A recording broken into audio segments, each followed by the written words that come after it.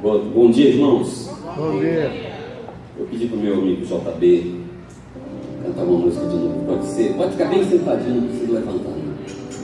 Aleluia. É o único que é digno de receber a honra e a glória, a força e o poder. Ao Rei eterno e imortal, invisível, mas real, a Ele ministramos o louvor. Ao único que é digno de receber a honra e a glória, a força e o poder. A ti, Senhor, ao Rei eterno e imortal, invisível, mas real, a Ele ministramos o louvor. Diga.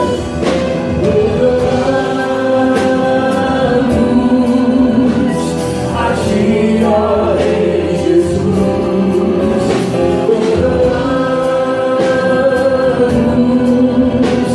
a ti, ó Rei Jesus, adoramos o teu nome, nos rendemos aos teus pés, consagramos todo nosso ser a ti, a ti, a ti.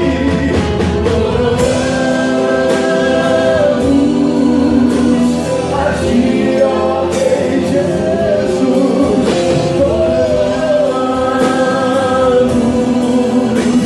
a ti, ó Rei Jesus, seja adorado, adoramos o teu nome, nos rendemos aos teus pés, consagramos todo nosso ser a ti, consagramos todo nosso ser a ti, consagramos todo nosso ser, consagramos todo nosso ser a ti. Senhor Deus, nessa manhã, nós queremos te agradecer, Pai. Queremos te dar graças pela tua gloriosa presença. Queremos te dar graças pela vida do teu filho. Queremos te dar graças pela tua palavra, que é viva, que é real, que é verdadeira. Queremos te dar graças pelo teu Espírito Santo que habita em nós e testifica as tuas verdades, e testifica a tua vontade, e testifica o teu querer, e testifica o teu reinado, a tua soberania, o teu poder, e nos faz ver que sem ti nada nós podemos fazer, que nos mostra o tamanho que somos, a nossa pequenez, a nossa fragilidade, o pouco que somos diante de tudo aquilo que és, mas que mesmo assim testifica dentro de nós uma certeza, uma convicção, uma verdade, uma realidade, que do teu alto e sublime trono tu te voltas para cada um de nós e sempre olhas para o teu povo, para a tua igreja, e que temos o nosso coração, Senhor Deus, acalentado, temos o nosso coração, Senhor Deus, consolado diante de tantas lutas, diante de tantos sofrimentos, diante de tantos desafios que estão, Senhor Deus, todos os dias diante de nós nessa terra, Pai. Mas o nosso coração se acalma ao ouvir a tua voz sussurrando: Tu és o meu filho amado, eu tenho prazer em ti. Não queremos viver se não for assim, Senhor. Queremos dedicar o que cantamos aqui, Pai, toda a nossa vida a ti. Queremos consagrar tudo que nós temos a Ti. Nesse momento agora, Senhor Deus, eu pessoalmente coloco diante de Ti como uma bandeja, Pai, os dons que você me deu, as habilidades que você me deu, aquelas coisas que somente pela Tua graça infinita você permite que a gente use, e algumas vezes até abuse, e algumas vezes até se glorie um pouco daquilo que não é nosso, porque foi você que nos deu. Nossa vida é tua, Senhor. Recebe como uma oferta gratuita aquilo que foi você quem me deu, para que o teu nome seja glorificado, para que o teu nome seja honrado, para que o teu nome seja levantado, Senhor Deus, não a nós, mas ao teu nome toda a glória, ao teu nome todo o louvor. Que o nosso nome, que a nossa identidade, que a nossa história assuma dessa terra como poeira no vento, mas que o teu nome seja lembrado, que o teu poder seja reconhecido, que os teus senhorios, Senhor Deus, seja submetido sobre toda a alma, sobre todo ser vivente, como foi lido aqui no começo, para que todo aquele que respira não faça automaticamente, mas tenha consciência de quem é o autor da vida, de quem é o dono da respiração, de quem é o Senhor dos senhores, de quem é o Deus, o Pai de toda a eternidade. Essa manhã com meus irmãos aqui, Pai, talvez seja um tempo de intimidade, mas que a gente quer, Senhor, eu quero com o meu coração sair daqui bem vazio, bem vazio.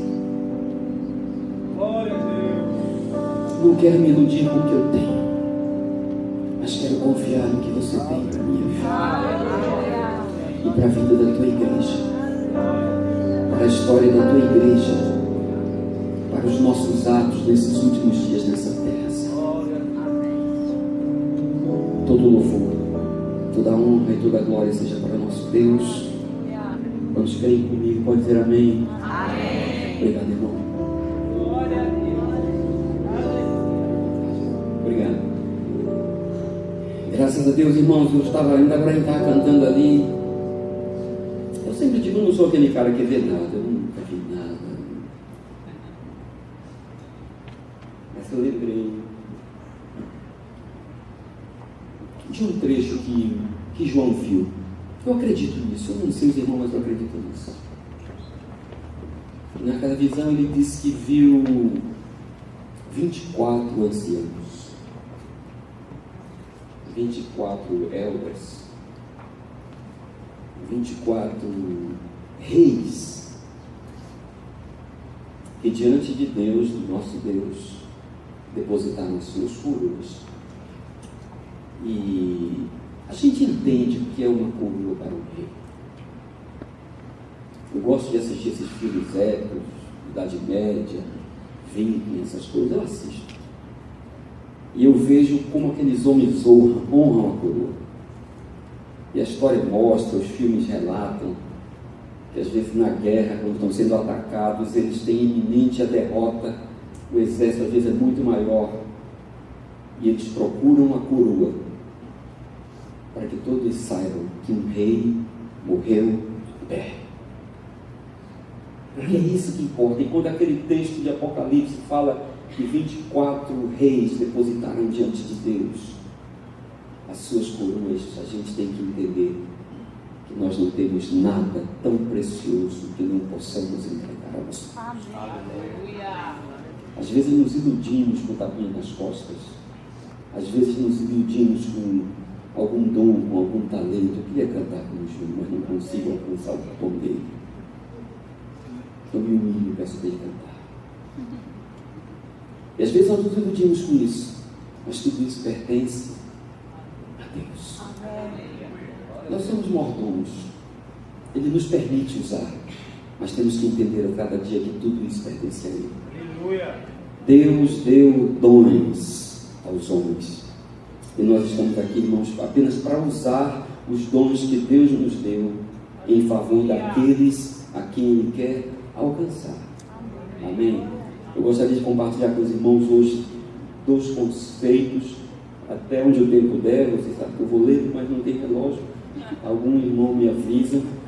Eu quero convidar os irmãos a abrir as suas Bíblias na carta que Paulo escreveu aos Efésios, capítulo de número 4, para que a gente possa recordar aqui. Eu sei que os irmãos já sabem, mas que a gente possa recordar alguns conceitos que são fundamentais. Hoje eu queria falar de 2 que trata sobre a unidade do Espírito e trata sobre a unidade da fé.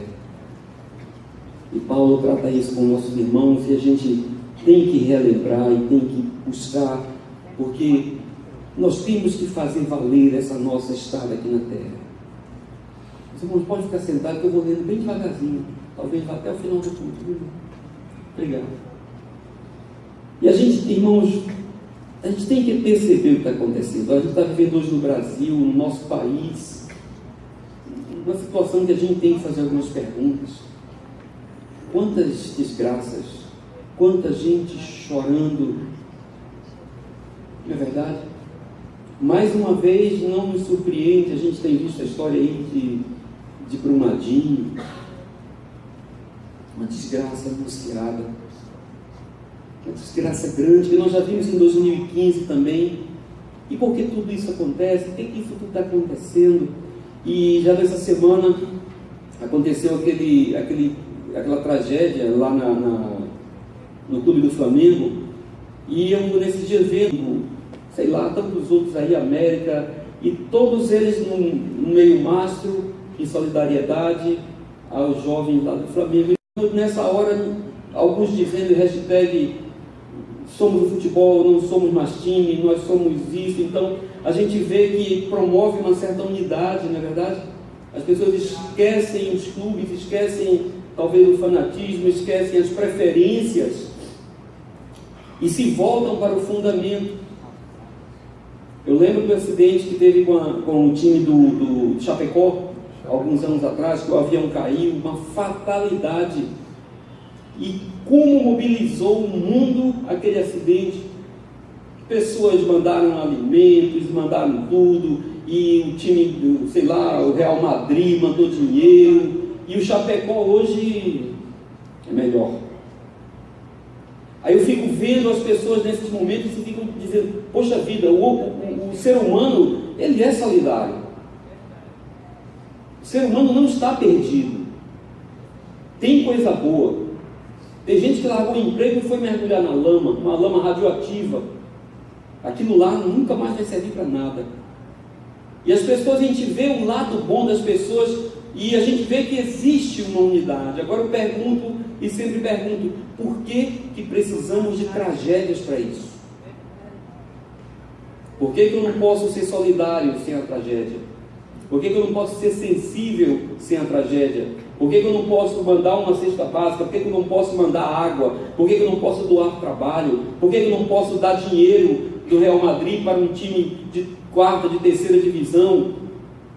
Por que o time da 1ª divisão não pode mandar um técnico bom, não pode dar boas condições? Porque nós não podemos tratar 10 jovens da mesma maneira que tratamos 22 milionários? Porque eles ainda não conseguiram provar que valem o suficiente para merecer um alojamento melhor, sem gambiarras? Será que eles não merecem dormir em um lugar melhor que não num container? Então por que a gente precisa, irmão, disso? E quando eu vejo a nossa realidade como igreja, o quanto nós estamos fazendo, atuando, se movimentando, eu fico perguntando muitas vezes o que é que nós estamos fazendo antes que a desgraça aconteça, antes que a mazela aconteça, antes que a perseguição bata na nossa porta, para que nós, como igreja, também como seres humanos, possamos expressar ao mundo o que nós temos de melhor. Nós estamos esperando algo acontecer para que a gente possa mostrar o que nós temos de melhor, irmãos. O apóstolo Paulo aqui, a carta que escreveu aos Efésios, ele fala sobre esse fundamento que eu quero trazer aos irmãos hoje, que ele fala sobre unidade. Amém? Palavra bonita, sonho de consumo de todo líder. E Paulo está explicando como é que funciona. E ele diz assim: como prisioneiro no Senhor, rogo-lhes que vivam de maneira digna da vocação que receberam. Paulo está falando para a igreja, e eu estou falando para a igreja.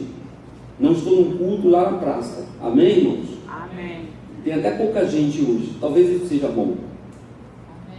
Ele diz: eu peço que cada um de vocês viva de acordo com a vocação que vocês receberam. Qual é a nossa vocação? Qual a vocação da igreja? Para que a igreja existe? Para que a igreja nasceu? Paulo disse que a gente tem que viver baseado nisso. Nós não estamos aqui nessa terra, irmão, para ser mais um CEO. Nós não estamos aqui para conquistar o mercado. Nós estamos aqui para ser igreja. A vocação pela qual nós fomos criados, a vocação que Jesus Cristo colocou na nossa natureza, nos arrancou do império das trevas, nos arrancou das profundezas do inferno, arrebentou portas do inferno, para que nós estivéssemos hoje aqui na terra. Paulo disse: vamos viver de acordo com a nossa vocação. Um tempo para a gente pensar no que nós estamos fazendo, para que a gente não espere que a miséria aconteça, que a calamidade aconteça, que a perseguição chegue, que gente esteja sendo presa e torturada, para que a gente comece a orar por missionários e pastores. Cada um viva dessa maneira, sejam completamente humildes. Falando para a igreja, nós vamos chegar num ponto. Paulo está caminhando para um ponto. Humildade, irmãos. A gente não pode usar o dom que Deus nos deu para sermos soberbos. Nós não podemos usar a unção que não é nossa para negociarmos, para afrontarmos, para conseguirmos aquilo que nós queremos. Temos que ser humildes para entender que tudo o que temos é para usufruto. Aleluia. A glória é para Ele, a honra tem que ser para Ele. Por isso Paulo disse: que nós possamos ser humildes, que nós possamos ser dóceis. A igreja de Jesus Cristo é um povo dócil, de fácil trato, que não morde ninguém, que não usa o evangelho para bater nos outros. Por quê? Porque Paulo está falando aqui, irmãos, da natureza da igreja, que nós sabemos, como ele está dizendo, que vai promover a unidade no corpo de Cristo, do que vai fazer com que o corpo de Cristo seja visto nesse mundo, seja reconhecido nesse mundo e arranque o testemunho desse mundo, para que todos possam dizer: ali é a igreja de Jesus Cristo. Eu não vim hoje falar de denominação, nem contra a denominação, não sou contra, sou a favor. Como não vim falar de clube, quem é o certo, se é o Flamengo, se é... não. Quem gosta de futebol, gosta de futebol. Quem gosta de ver bom jogo, gosta de ver bom jogo. Quem gosta de ver craque, gosta de ver craque. Não é verdade? Flamenguista gostava de ver o Romário. Então Paulo está dizendo aqui, irmãos, sobre como a igreja deve viver, para que seja notado na igreja uma só coisa. Então ele diz: sejamos humildes e dóceis, sejam pacientes, suportando uns aos outros. Amém.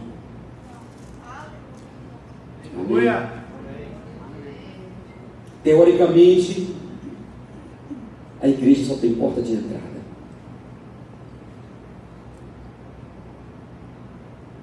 Teoricamente, a igreja só tem porta de entrada. Não podemos apontar a porta de saída para ninguém, porque temos que ser, diga, irmãos, pacientes, dóceis e humildes. Aleluia. Amém? Eu fico vendo, eu vejo essas postagens, que se colocam ainda nas teologias facebookianas e instagramianas. E eu vi um dia desse, alguém colocou assim: olha, de repente, se Deus tirou alguém da sua vida, é para colocá-lo no melhor. E Deus não pode colocar uma pior, não. Hein, irmãos? De repente, quem precisa melhorar somos nós. E, de repente, o que nos faz melhorar é ter uma pessoa pior do nosso lado. Então, nós estamos, irmão, nesses últimos tempos, assim, definindo muitos caminhos de Deus. Estamos definindo muito a teologia e o evangelho que nós acreditamos que é interessante para a gente. Mas o apóstolo Paulo está dizendo aqui: devemos suportar uns aos outros em amor. Porque sozinho a gente não consegue absolutamente nada. Levi, você faz isso? Eu acho que não. Mas isso aqui bate em mim. Como Paulo escreveu, isso aqui é uma faca que corta dos dois lados. Porque ninguém que está aqui tem a verdade. Então ele diz assim no versículo 3: façam todo o esforço. Quem já fez todo o esforço? Eu ainda não. Ele está falando para a igreja, irmãos. Para nós chegarmos em um ponto, ele diz assim: façam todo o esforço para conservar, o primeiro ponto, a unidade do Espírito pelo vínculo da paz. A unidade do Espírito, queridos, é um conceito que nós temos que entender, porque se nós não entendermos isso e não tivermos ideia de como isso realmente é uma realidade na nossa vida, talvez a gente esteja perdendo tempo aqui. Talvez a gente esteja se ocupando e ocupando pessoas, e não chegaremos no objetivo determinado por Deus para a sua igreja. Ou melhor, talvez nós nem sejamos a igreja que pensamos que somos. O apóstolo Paulo está dizendo que essa unidade, existe uma forma onde nós vamos assim para o nível básico, a partir de onde tudo sai, a partir de onde tudo nasce. Ele fala da unidade do Espírito, e não pode acontecer uma unidade de Espírito se não houver um esforço máximo de cada um de nós para que possamos manter a paz com os outros. Para que o vínculo que nos une seja a paz com os outros. Não estamos falando de concordâncias ideológicas, não estamos falando aqui de forma de se vestir, de liturgia de culto, nada disso. Estamos falando de viver em paz. O escritor dos Hebreus, ele escreveu e disse assim: olha, nós temos que nos esforçar, tudo tem esforço, amém? Amém. Um grande engano de muitos, e de que muitos que ensinam também, é que diz que o evangelho é um negócio assim, facinho, facinho. É cortar a manteiga com faca quente. Não é. É luta, é difícil, é esforço. Os escritores hebreus dizem assim: olha, vamos fazer esforço, vamos nos esforçar para manter a paz com todos e a santificação, porque se não houver isso, ninguém verá Deus. Então a gente quer evangelizar, a gente quer fazer muita coisa, a gente quer fazer campanha, quer fazer muita coisa, mas vamos para o fundamento. Existe paz? O escritor dos Hebreus diz: se não houver paz com todos, e nem santificação, e santificação não é isolamento. Já ia lá para o relógio, não tem tempo de falar disso aqui. Não é isolamento. Santificação é um processo onde você vive na terra, convive com pessoas, mas não se mistura com elas. Jesus foi santo porque andou no meio de pecadores sem ser pecador. Jesus foi santo porque aguentou gente chata sem mandar embora. Jesus foi santo porque conviveu e partiu o pão com traidores, com omissos, com sanguinários, com violentos, e não expulsou ninguém da mesa. Por isso ele foi santo. Então, se nós não formos santos, se nós não mantivermos a paz com todos, o mundo não verá Deus. Porque onde o mundo vai ver Deus, irmão? Em nós. Ou você acha que esse trecho aqui é para acionar um widescreen no céu, que vai aparecer lá uma tela de ultra full, 4 milhões de HD, 4K, milhões de K, e vai aparecer uma foto de Deus tirando uma selfie para você? Se nós não tivermos paz, o mundo não vai ver paz. Se nós não amarmos, o mundo não vai ver o amor de Deus. Se nós não perdoarmos, o mundo não vai entender o perdão de Deus. Se nós não acolhermos, o mundo não vai acolher o perdão de Deus. O mundo vai ver Deus em nós. O mundo vai ver Deus na igreja. É por isso que existe a igreja. A unidade do Espírito, irmãos, a unidade do Espírito serve para promover a comunhão, a integridade, a liga. É a unidade desse Espírito que vai dizer que eu sou seu irmão. Paulo escreveu em Romanos dizendo assim: olha, porque o mesmo Espírito que habita em Jesus de Nazaré habita em nós. Então o que é que ele está dizendo? Nós somos um só, porque se tem só um Espírito, se tiver dois Espíritos não é um só, amém? Se tiver dois Espíritos, são duas coisas. Então a unidade do Espírito, irmãos, é para promover a liga, a comunhão, para promover a integridade do corpo, para que nós possamos realmente ter testemunho de olhar para o irmão e entender que ele é o meu corpo, que nós somos a mesma coisa, que somos do corpo de Cristo, somos a igreja do Senhor, e por isso nós temos unidade. Unidade de espírito. Quem já falou assim, cara, aquele meu irmão, aquele cara ali é um irmão de espírito, a gente tem o mesmo espírito. Nem nasceu na mesma casa, nem se criou na mesma casa, né? A gente tem o mesmo, compartilha da mesma coisa. Isso que Paulo estava falando. É impossível, queridos, falar de unidade do Espírito se nós não tivermos paz uns com os outros. É fácil? Dá trabalho? Ele diz aqui: faça tudo. Tudo. Ah, mas só falta, já fez tudo, já fiz tudo, só falta fazer uma coisa, então é isso, faça. Porque senão você não está no corpo. Você está fazendo culto, está fazendo reunião, está juntando gente, mas não é um corpo, não é unidade, porque não tem paz. Você consegue entender isso? Amém. Glória a Deus. A unidade do Espírito é fundamental nos dias de hoje. E nós podemos viver isso, irmãos, antes que aconteça uma desgraça, para que a gente veja uma postagem no Instagram com a bandeira da Assembleia de Deus a meio mastro, a bandeira batista a meio mastro, a bandeira presbiteriana a meio mastro, a bandeira da Bom Refúgio a meio mastro, todas as bandeiras dizem assim: porque nós somos um só. Por quê? Por causa de uma desgraça? Não espere isso acontecer. Aleluia.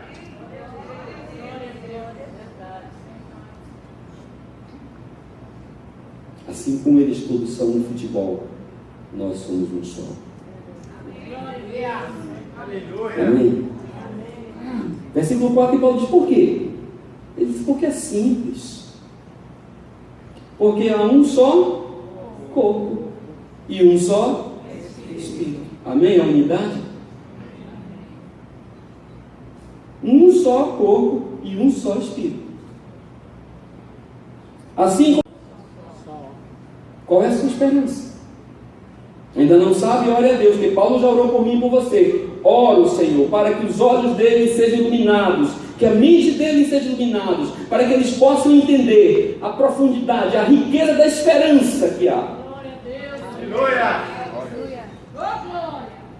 Só que a esperança que a Bíblia nos mostra, a esperança que o Evangelho nos dá, não é uma esperança, irmãos, utópica, não é um sonho distante, é uma esperança com consistência, com certeza, porque os escritores hebreus dizem que existe dentro de nós um fator chamado fé, que é uma esperança que tem consistência, que tem firmeza, que a gente sabe que vai acontecer.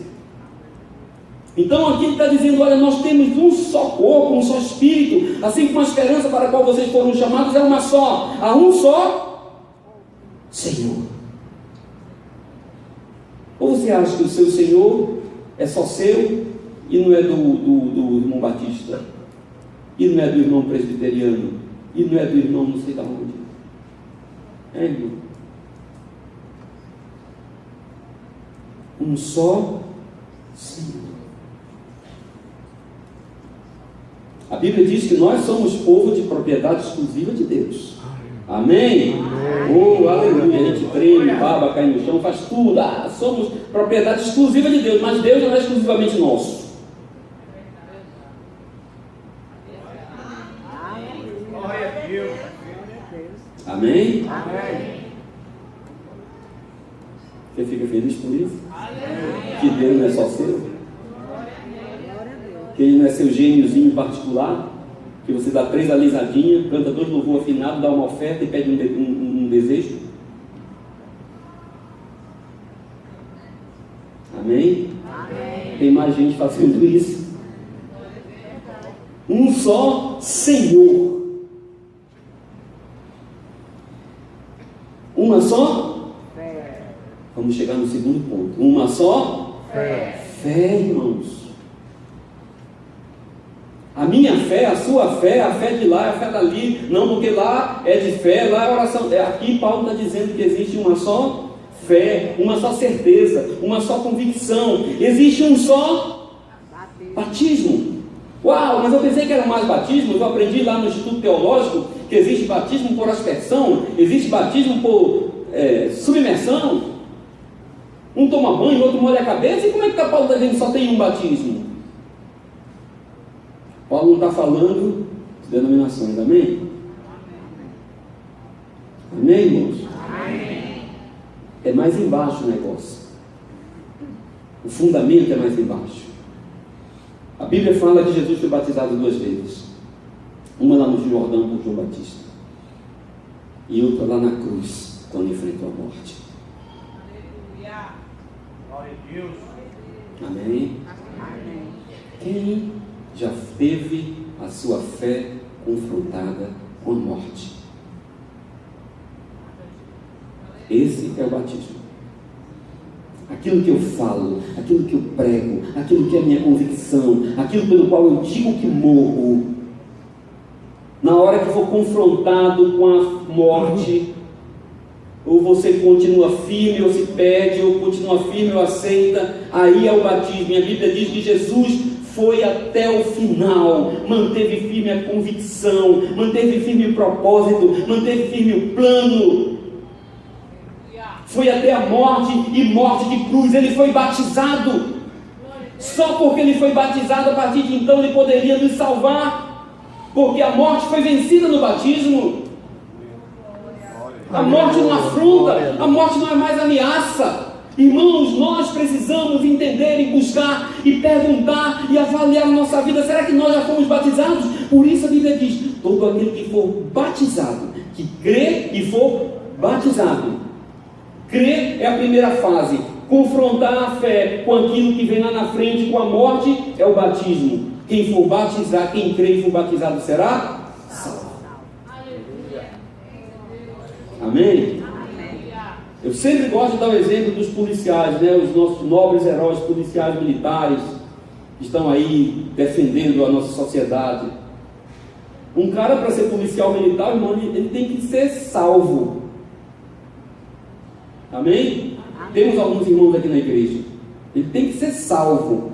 E quando é que ele é salvo? Ele é salvo no dia do batismo. Eu acho que é assim, militar. Mas eu assisti o filme Tropa de Elite. Não é? Tem militar aqui? Tem militar aqui? Então, no dia do batismo, o cara vai, maltrata, leva ele à exaustão, faz medo, terror, psicológico dele, acaba, mexe com ele, dá susto, dá tiro, faz tudo. Muitos voltam, mas aqueles que são batizados são salvos, porque aqueles que passam pelo batismo, chama de batismo, agora pronto, esse cara está pronto para morrer. Por quê? Porque já morreu lá dentro. Ele não tem mais medo da morte, ele não tem medo do bandido, ele não tem medo de tiro, ele vai para a favela, ele vai para o confronto, e a gente fica olhando: por que esse cara faz isso? Por que ele tem medo de morrer? Porque ele foi batizado, ele está salvo. A gente está deixando gente morrer porque nós temos medo de morrer. A gente está deixando gente se perder porque a gente tem medo de ir lá. A Epístola de Judas diz o seguinte: porque nós temos que ter misericórdia daqueles que estão morrendo por causa da dúvida. e temos que arrebatá-lo do fogo. Eu não vou no fogo, eu posso me queimar. O mesmo batismo. A Bíblia diz que quando Jesus vier a arrebatar a sua igreja, amém? Vai arrancar a gente de lugares que a gente não imagina. Aleluia. Quem são as pessoas que ele vai arrancar, irmão? Ele vai arrancar gente que tem um só batismo, um só Deus, um só Pai de todos, que é por todos e por meio de todos. Isso promove a unidade do Espírito, irmãos. Isso é o que caracteriza um corpo. Você faz parte disso. Você ainda olha o seu irmão como um adversário? Você ainda olha a denominação como concorrente? Você fala com um e não fala com o outro para não se misturar? Irmãos, isso não é o corpo de Cristo, porque Paulo disse aos Coríntios que o corpo de Cristo não está dividido. A nossa família, como família natural, a gente pode morar em muitas casas, mas somos uma família, não está dividido. Eu moro no Capim Macio, meu sogro mora na Lagoa Nova, o outro mora no Tirol. Não, isso não importa. Um mora numa casa, outro mora num apartamento, outro quer morar dentro do carro, num carro daqueles, num ônibus. Não importa.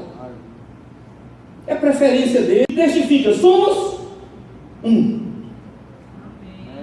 É por isso que o grego, quando fala do amor, ele explica, foi quem mais dividiu o amor foi o grego, né? Ele fala do eros, fala do ágape, fala do filéu, fala de tudo, e ele fala de um que eu acho muito legal, que é uma forma bem, que chama de amor, um amor fraternal, que é o amor que une famílias. E diz que no tempo de guerra, dificuldade, até aqueles que não se falavam direito, se juntam, resolvem a situação, e depois voltam para casa. Um só corpo, um só Senhor. Isso testifica a unidade do Espírito. Amém, irmãos? Amém. E a cada um de nós, eu vou pular aqui que a perseguição já está anunciando ali, né? A telinha. Vamos para o versículo de número 11, para a gente chegar no propósito, segundo ponto. Ele diz assim, olha, e ele designou, quem designou, irmãos? Deus, né? Irmão, a gente acabou de dizer que ele é Senhor. Versículo 11, e ele designou alguns para apóstolos, outros para profetas, outros para evangelistas, e outros para pastores e mestres. Quem é o maior aqui? Nesse grupinho aqui, quem é o mais importante, irmão? Irmão? Todos são importantes. Todos são importantes, irmão.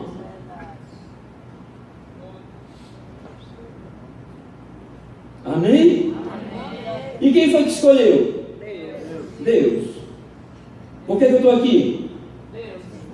Não fiz nada, irmão. Nem orei por isso. Estão entendendo, irmão? Amém. Há um propósito nisso. Há uma razão nisso. Há uma finalidade nisso. A gente não pode ter uma igreja só com a igreja, com essa denominação, ou qual o seminário que você fez, porque eu vou ter discernimento do corpo de Cristo, e eu vou olhar para você e vou ver você como parte de mim. Então aqui ele está falando da unidade da fé, irmãos. Temos que ter a mesma fé. Aquilo que Deus fala é uma palavra só. Deus não tem discurso diferente para batista e presbiteriano. Deus tem uma palavra só para o seu povo e para a igreja. Temos que ter a mesma fé para entender que o que Deus fala é o melhor, é o soberano, é a verdade, é a única, é a palavra de vida. Jesus disse para os discípulos dele: estão enchendo o saco de mim, estou falando demais, vamos embora. Vocês não querem ir não, porque já foi embora um monte de gente, a igreja está vazia, o que eu estou pregando não está dando ibope, não estão dando like, não está saindo foto no Instagram na hora da pregação, isso é bom. Aleluia. Jesus disse: não estão gostando do discurso? Podem partir. Pedrão chega e diz: ô Senhor, pega leve. Para onde nós iremos? Se só você tem as palavras de vida.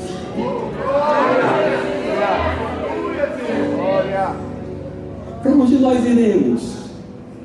Se a palavra de fé sai da tua boca. Para onde nós iremos? Porque a Bíblia diz que tudo que não provém de fé é pecado. E se não sair da tua boca, é pecado. A unidade da fé promove a edificação do corpo de Cristo. Primeiro temos que entender pelo Espírito que somos um. Depois temos que reconhecer os dons que Deus deu a cada um. Porque através desses dons, desses ministérios específicos, o corpo de Cristo será edificado. Será preparado para um tempo difícil que a igreja vai enfrentar.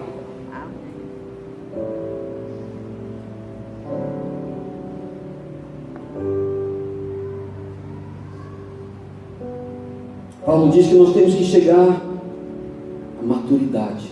Já zerou aí, né? Deus não tem interesse em uma igreja nanica. Deus não tem interesse em manter uma igreja de meninos. Ele diz que nós temos que chegar à maturidade, atingindo a mesma medida da plenitude de Cristo. Ah, Cristo foi o quê? É o inalcançável? Não. Ele veio aqui para ser um modelo de vida. Se ele alcançou, eu posso alcançar. Se ele cresceu, eu posso crescer. Lucas capítulo 2 diz que Jesus Cristo foi menino, foi criança, mas ele crescia em graça, em estatura e em conhecimento. A igreja de Jesus Cristo aqui na terra não pode passar 10, 20, 30 anos comendo mingau. Tem que crescer, tem que ser edificada. Precisa de gente séria, precisa de homens sérios. Versículo 14, o propósito não é que sejamos mais como crianças, como meninos, levados de um lado para o outro pelas ondas, nem jogados de cá para lá pelo vento de doutrinas e pela astúcia e esperteza de homens que conduzem ao erro. Isso não é coisa do passado, irmãos. Isso é coisa do presente. Antes, segundo a verdade e amor, cresçamos em tudo naquele que é o cabeça.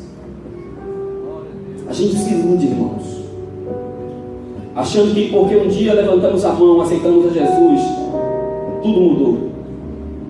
O Evangelho não é uma pílula de ação instantânea. O Evangelho é um processo de crescimento e aprendizagem. Ah, eu aceitei Jesus. É por isso que a gente vive tão sujeito a tudo isso que aparece, que a gente fica vendo as aberrações que estão no meio gospel evangélico. Deixa eu dizer uma coisa para você, para eu terminar, não tem mais relógio. Deixa eu dizer uma coisa para você. Ter um encontro com Cristo não garante maturidade para o resto da vida. Amém? Eu ia em casa, depois do almoço, Marcos capítulo número 8. Jesus estava indo em Betsaida. Aí levaram um cego. Disseram: Jesus, cura esse rapaz. Jesus pegou o cego, a Bíblia diz que ele pegou o cego e levou o cego para fora da cidade, para fora lá do povoado. Engraçado, né? Ele não chamou todo mundo para bater foto, nem colocou uma live para mostrar o poder dele. Ele levou para fora do povoado, fez um lodozinho ali, diz que misturou um pouquinho de saliva com terra, fez uma laminha e passou nos olhos daquele homem que era cego. Quem já leu essa história? Ele teve um encontro com Jesus ou não? Alguém aqui já teve literalmente assim, os dedos de Jesus nos seus olhos? Alguém já teve essa experiência? Eu não tive. Aquele homem teve um encontro de primeiro grau, sei lá, um encontro direto com Jesus. Aí Jesus disse: pronto, está curado. Aí perguntou para aquele homem: o que é que você está vendo? Aí Aí o homem olhou e disse assim: eu estou vendo homens como se fossem árvores andando. Aleluia! Aí eu fiquei pensando, homens como se fossem árvore andando? Olha o Brock daquele filme Guardião da Galáxia. Porque homem não parece árvore, e árvore não anda. O que esse cara está vendo? Eu não sei se ele era cego de nascer, se ele não sabia o que era um homem, e alguém tinha dito para ele, de repente era um homem grande, mas uma árvore, ele sabia o que era árvore. Estou entendendo, irmão? Um menino na fé. Um cara que recebeu um toque de Jesus, vivia na escuridão, na obscuridade, como o apóstolo Paulo fala, na obscuridade dos seus próprios pensamentos, e aquele que disse eu sou a luz, chegou diante dele, e de repente já chegou a luz e ele começou a ver coisa.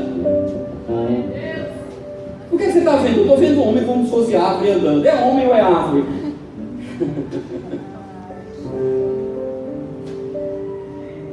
Se você pega um cara desse e solta, irmão, ele vai fazer sucesso, vai dar testemunho, que foi curado, Jesus tocou nos olhos dele, mas é um menino, não pode fazer isso. É por isso que tem gente aí, tem gente que vê árvore, que se abraça com a árvore e abandona as pessoas, que quer a energia da árvore e não quer dar um abraço no irmão. Confunde homem com árvore, árvore com homem. Tem gente enchendo prédios, enchendo auditórios para contar a história de anjo, porque vê anjo, vê Jesus Cristo. Jesus disse que até que ele volte da segunda vez, nenhum olho o verá. E as pessoas estão fazendo sucesso com meninice, irmãos, porque tiveram um contato com Jesus e acham que são agora ao concurso. Conhecem tudo, sabem de tudo, mas é um processo gradativo. Quando ele falou aquilo, Jesus disse: calma. Aí a Bíblia diz que Jesus pegou e mais uma vez ungiu. E a partir de então, a Bíblia diz que ele via tudo claramente.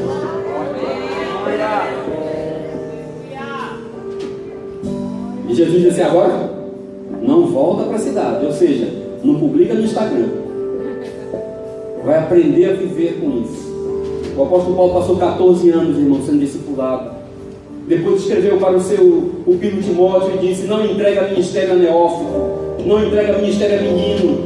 Para quê? Porque menino só vai ensinar meninice, menino só vai ensinar brincadeira, menino vai ensinar a voar vai pensar em tamanho, vai fazer coisa de menino. Paulo disse: quando eu era menino, eu pensava como menino, agia como menino, mas agora que sou grande, eu tenho que pensar como gente grande, tenho que pensar como homem. A igreja de Jesus Cristo precisa de homens, homens maduros, homens que tenham experiência com Cristo, homens que tenham experiência com Deus, homens que tenham nascido de novo, homens que possam ensinar coisas que vão fazer com que a gente cresça, homens que a gente possa olhar e falar: eu quero ser como Ele. Homens espirituais que discernem absolutamente todas as coisas, foi o que aconteceu aqui. A unidade do Espírito identifica que somos um corpo. A unidade da fé faz com que esse corpo cresça, se fortaleça e fique preparado, irmãos, para a boa obra que Deus tem para todos nós. Que Deus abençoe a vocês. Amém.